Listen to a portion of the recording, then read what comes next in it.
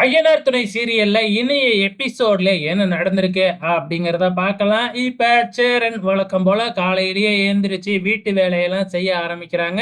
அதுக்கப்புறம் நிலாவும் எழுந்திருச்சு ரெடியாகி வராங்க. இங்க சேரன் மட்டும் வேலை செஞ்சுக்கிட்டு இருக்காங்க. மத்த 3 தம்பிங்களும் ஜாலியா தூங்கிக்கிட்டு இருக்காங்க. இத பார்க்குற நிலா இருந்துகிட்டு, "என்னங்க நீங்க மட்டும் வேலை செய்றீங்க. ஆனா இவங்க 3 பேர் மட்டும் இப்படி தூங்கிக்கிட்டு இருக்காங்க இழுத்து போத்திக்கிட்டு" அப்படிங்கிற மாதிரி சொல்றாங்க. "நான் 3 பேத்தையும் எழுப்ப போறேன்" அப்படின்னு நிலா சொல்றாங்க. வேணாங்க தம்பிங்க பாவம் அப்படின்னு சேரன் சொல்ல, அப்படின்னா நான் சோழன மட்டும் எழுப்புறேன். அவன் என்னமோ பயங்கரமான ஆள் மாதிரி என்கிட்ட புல்டா விட்டுக்கிட்டு இருந்தான். அவன் விடுறது ஃபுல்லாவே புல்டா தான். அது எப்ப நிலாவுக்கு தெரிய வர போகுதுன்னு தெரியல. ஆனா சோழனை எழுக்க போற நேரத்துல பாண்டியன் மேல தண்ணி எல்லாம் ஊத்திடுறாங்க நம்ம நிலா. பாண்டியன் ஏந்திரிச்சு யாருக்குன்னு பார்க்காம வண்ட வண்டையா திட்ட ஆரம்பிச்சிடறாப்புல.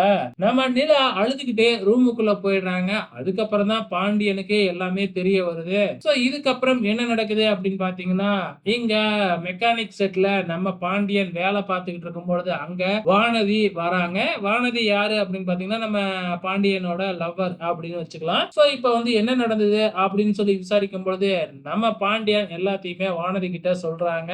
வானதி விழுந்து விழுந்து சிரிக்கிறாங்க. அதுக்கப்புறம் வந்து என்ன சொல்றாங்க அப்படின்னா, அவங்க எதுவும் தப்பா நினைச்சுக்க மாட்டாங்க. ஒரு சாரி மட்டும் கேட்டுரு அப்படின்னு சொல்லிட்டு போயிடுறாங்க.